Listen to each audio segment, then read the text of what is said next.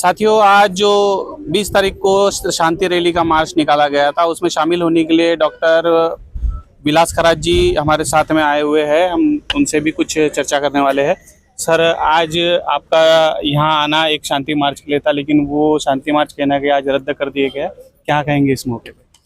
इतिहास में 1927 में डॉक्टर बाबा साहब अम्बेडकर ने इसी तरह शांतिपूर्ण तरीके से पानी के लिए संघर्ष किया था, मगर वहाँ भी मनुवादी लोगों ने, ब्राह्मणों ने उनकी सभा में खलल पैदा किया, उनका पेंडोल जलाया, खाने में मिट्टी मिलाई और जो महिला बच्चे लोग थे उनको डंडे से पीटा।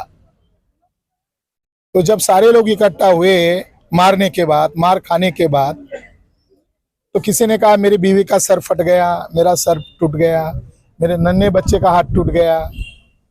तो बाबा साहब ने सभी लोगों को इकट्ठा करते हुए उपदेश किया और उपदेश में कहा कि लोग कहते हैं कि फ्रेंच की राज्य क्रांति दुनिया की बड़ी राज्य क्रांति है, मगर आज हम लोगों ने जो यहाँ शांतिपूर्ण ढंग से आंदोलन किया, तो बाबा साहब अम्बेडकर कहते हैं ये फ्रेंच रिवॉल्यूशन से भी ये बड़ा रिवॉल्यूशन है कि हम लोग इंसान होने के नाते पानी के लिए लड़ रहे हैं। आखिर में बाबा साहब अम्बेडकर ने उनको उपदेश करते हुए कहा, मुझे पहले ही मालूम था आप लोगों की पिटाई होने वाली थी। तो लोगों ने कहा आप कैसे नेता हो, आपको मालूम था हमारी पिटाई होने वाली थी, फिर भी आप लोगों ने हमें यहाँ बुलाया। तो बाबा साहब अम्बेडकर ने कहा मैंने आपको यहाँ इसलिए बुलाया कि आप जिंदा लाश हो, आपके अंदर का जमीर मर चुका है। ये जो आपके अंदर गुस्सा आ रहा है ये आदमी होने की निशानी है, इंसान होने की निशानी है। तो बाबा साहब ने वह उपदेश में कहा गुलाम को गुलाम होने का एहसास दिलाओ, वही सबसे बड़ा क्रांति है। तो हमें वो इतिहास की घटना याद आ रही है जहां बाबा साहब अम्बेडकर गुलामों को गुलाम होने का एहसास दिला रहे हैं। मगर कितनी दुखद बात है कि हमें सरकार को बताना पड़ रहा है, भारत लोकतांत्रिक देश है, सरकार ये बताना पड़ रहा है। तो सर, उस 14 तड़े के सत्याग्रह को आज का जो मार्च विफल हुआ है उससे कैसे जोड़ के देख रहे हैं आप? बाबा साहब अम्बेडकर अपने लोगों को समझा रहे थे कि हमें शांतिपूर्ण ढंग से काम करना होगा। वो ब्रिटिश लोगों का रास्ता, उन्होंने एक फर्जी कागज सामने किया कि वो 14 तालाब जो है वो हमारे ब्राह्मणों का निजी है। बॉम्बे लेजिस्लेटर असेंबली में पास हुआ कानून था कि सभी सार्वजनिक तालाब और कुएं सभी के लिए खुले रहेंगे। तो इन ब्राह्मणों ने क्या किया, एक फर्जी कागज वहां सबमिट किया ब्रिटिश लोगों के पास, तो मामला कानूनन बन गए। तो बाबा साहब अम्बेडकर लोगों को समझा रहे थे तो लोग नहीं मान रहे थे। तो बाबा साहब अम्बेडकर को उनको विश्वास दिलाना पड़ा कि हम लड़ाई हारे नहीं है, लड़ाई के लिए मैदान में उतरे हैं।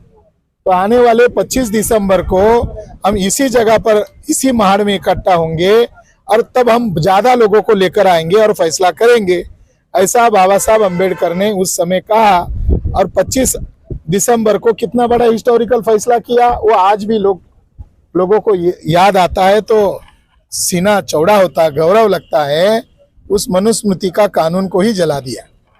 तो आज जो हमारा आंदोलन उन्होंने रहित किया तो क्या हुआ, हम लोग तो जिंदा हैं, हम दोबारा मोर्चा निकाल सकते हैं।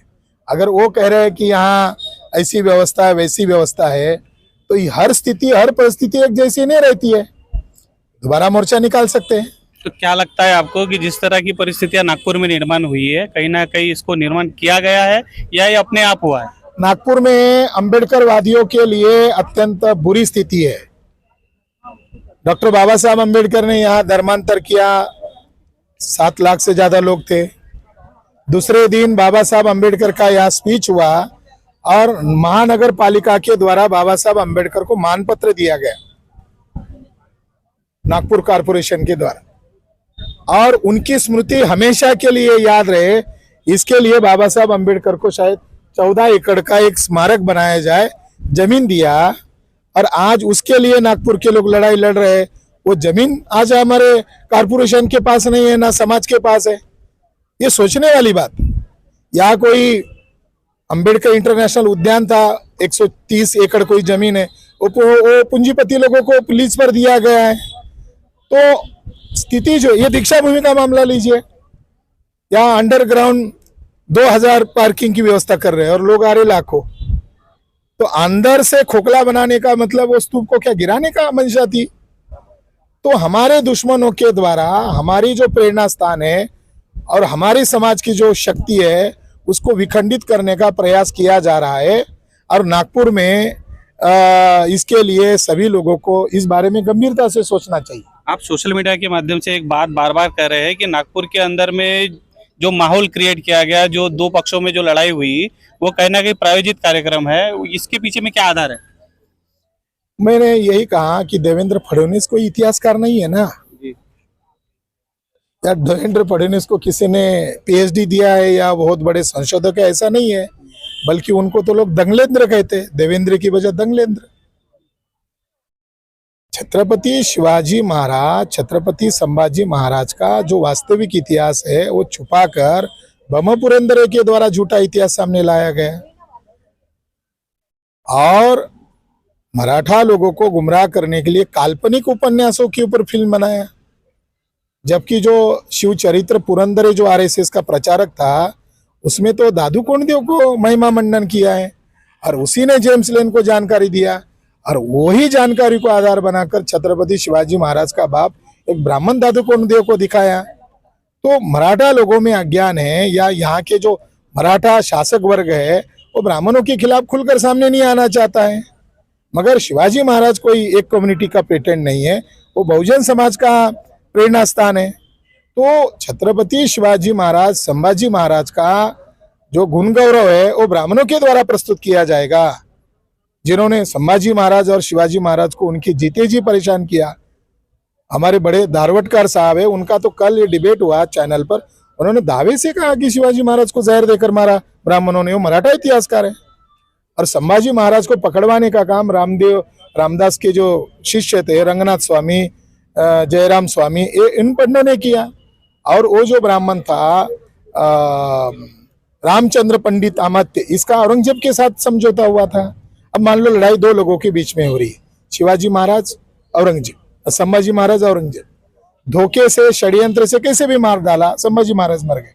तो महाराष्ट्र में जिसने मारी उसकी सत्ता आनी चाहिए थी या नहीं आनी चाहिए थी? मारने की वजह से स्वाभाविक है उसकी सत्ता आनी चाहिए थी, मगर किसकी सत्ता आई? पेशवाओं की सत्ता आई। लड़ाई हुई दोनों के बीच में और फायदा तीसरे को कैसे हुआ? तो उस लड़ाई का हिडन जो पार्ट है वो सामने लाना जरूरी है। और ये जो लोग आज ये जो माहौल क्रिएट कर रहे हैं, दुखद बात है। छत्रपति शिवाजी महाराज की 2 जन्म जयंती, कितनी दुखद बात है। एक महापुरुष एक बार पैदा होता है, 2 बार। और वो जो 19 तारीख दिखा रहे हैं वो माधव गोलवलकर का जन्म जयंती है, वो शिवाजी महाराज का जयंती नहीं है।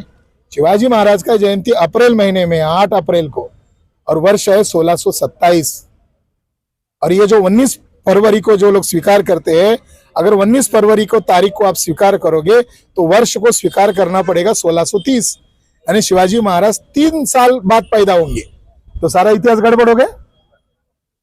तो वो जो लोग शिवाजी महाराज की ओरिजिनल जन्म तारीख हाइड कर रहे हैं और बहुजन समाज को मूर्ख बना रहे हैं, वो लोगों उन लोगों का पर्दाफाश होना जरूरी है। बहुजन समाज के लोगों का जन जागरण होना जरूरी है। सर, मैं एक सवाल आखिरी पूछना चाहूंगा आपसे कि 2 बड़े आयोजन होने वाले थे, जिसमें 20 तारीख का आज की रैली थी और 6 अप्रैल का एक बड़ा कार्यक्रम आपके अध्यक्षता में होने वाला है। तो उस कार्यक्रम के संबंध में आप, अगर इस तरह की परिस्थितियां नागपुर में बनी रही तो आप किस तरह से उसको टैकल करेंगे? हमें उम्मीद है कि वो उस तरीके की परिस्थिति नहीं होगी, मगर जिस तरीके से परिस्थिति होगी हम वैसा उसको जवाब देंगे। तो शुक्रिया सर। तो ये थे माननीय विलास खरात सर, और उन्होंने कहा है कि जो आने वाले समय में उनके अध्यक्षता में जो कार्यक्रम होगा वो उसको ठीक ढंग से किया जाएगा। आज भी लोगों का आह्वान किया जा रहा है कि ऐतिहासिक चीज़ें जो है वो इतिहास से जाननी चाहिए, और इतिहास जो है वो इस बहुजनों का कुछ अलग है, वो समझना बहुत ज़रूरी है। तो मैं राकेश, कैमरामैन सनी के साथ, नागपुर। धन्यवाद।